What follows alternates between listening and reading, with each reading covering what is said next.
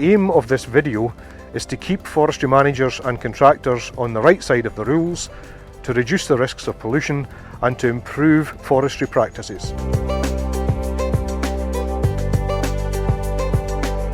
In this second module of the diffuse pollution training, we're going to look in a bit more detail at the different forestry activities which are most likely to cause diffuse pollution. We will also highlight some simple things you can do on site to manage the risks. Harvesting and extraction is the single biggest cause of diffuse pollution during forestry operations. Before work starts, make sure you know where the watercourses and drains run. Check that all drains on site are disconnected from streams and keep checking this as work progresses. Minimise water crossings. If you have to cross, then use pipes and log bridges. Log bridges should be well thatched with brash and the watercourse kept clear of any obstructions. Log bridges need regular checking and repair to avoid silt and mud polluting watercourses. As harvesting and extraction work continues on a site, lift any brash and tops out of the areas around watercourses. Use brash or cut-offs to stop any water heading down extraction routes. Take extraction routes where runoff is not likely to enter a watercourse and make sure that brash mats are maintained on forwarder tracks, patching up holes before they become waterlogged. When stacking timber, keep it out of roadside drains. If there is a direct risk to watercourses, you must always stop work, contact the Forest Works manager and act by sorting the issue. Poor practice during ground preparation can lead to large quantities of sediment entering watercourses. The impact on water supplies, fines and reputational consequences in these cases can be extremely serious. A watercourse is any channel that carries water and includes man-made furrows and drains connected to rivers, even those drains that might be dry at the start of work. Work should be planned so that the activity and machinery is right for the site.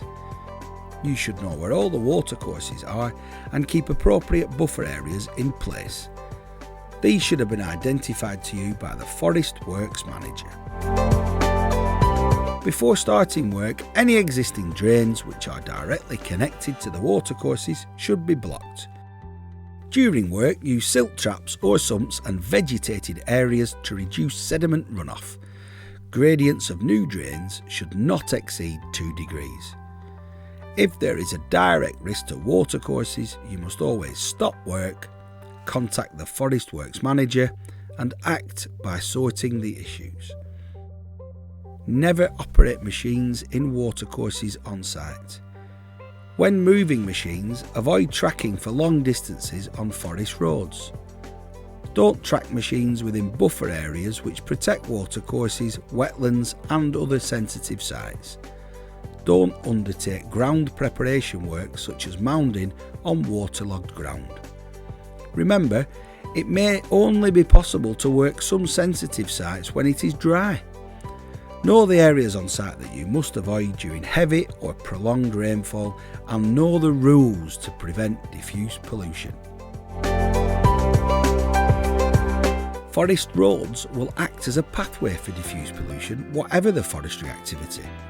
If the roadside drains connect the watercourses, this can't be stopped. The diagram shows some good examples of protecting water by discharging roadside drains onto vegetation, keeping roads well maintained, disconnecting culverts and drains, creating adequately sized silt traps which are regularly checked and maintained.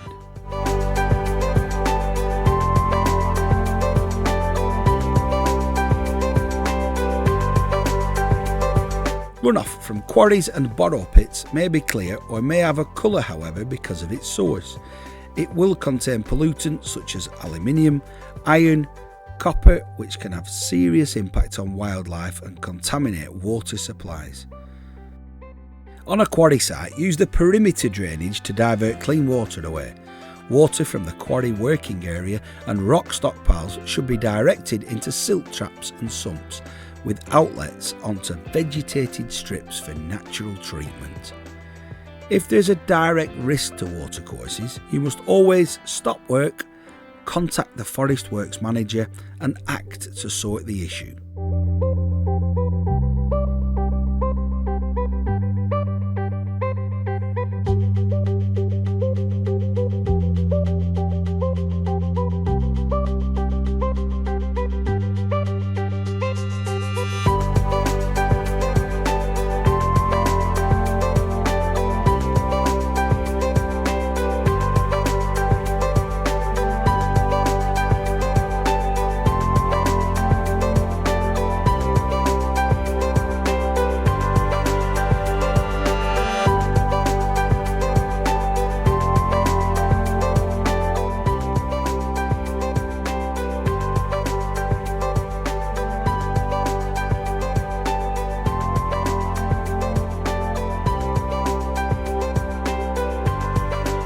Fuels and oils, pesticides and urea all cause environmental damage if they find their way into watercourses.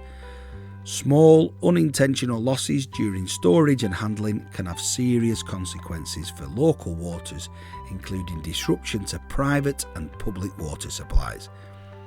Poor management of these polluting liquids on site can be extremely costly to sort out in terms of clean-up and disposal.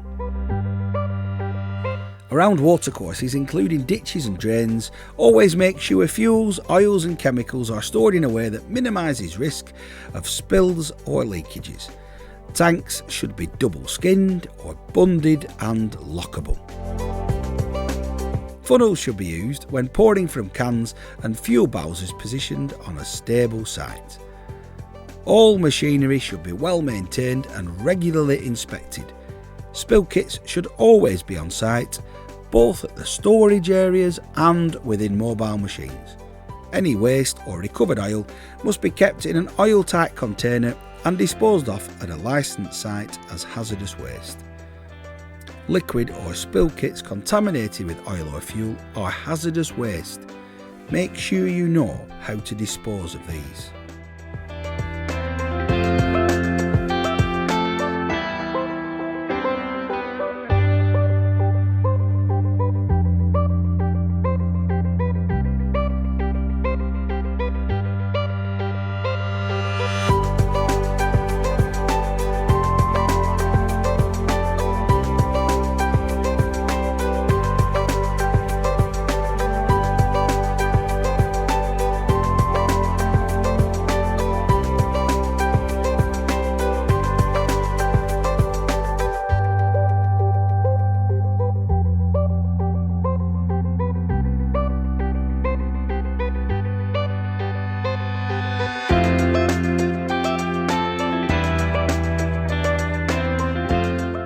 Silt traps and sumps are often mentioned as good controls for diffuse pollution during forestry operations.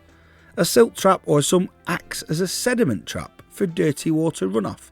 It should be directed onto well-vegetated grassy areas or buffer zones. A well-constructed silt trap or sump will remove most large sediment, with the remainder dealt with by the surrounding vegetation, which will act as a natural filter. During work, any silt traps or sumps must be regularly checked to see that they are working and not being overwhelmed by muddy water. Check the site as work progresses and be prepared for heavy rainfall. You should know who to contact if things go wrong. Good planning at the start of the work should mean that there is an available digger and additional silt fencing to hand.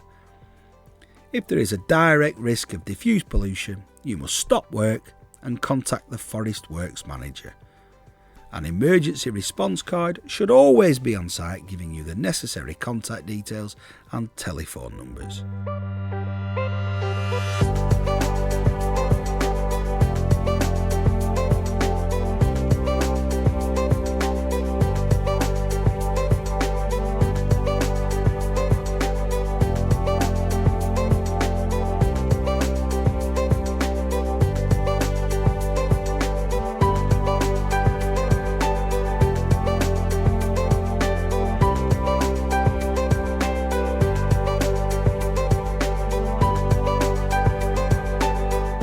With the right preparation, planning and understanding of the risk of diffuse pollution, we can all ensure our water environment is protected. We must work together to prevent diffuse pollution.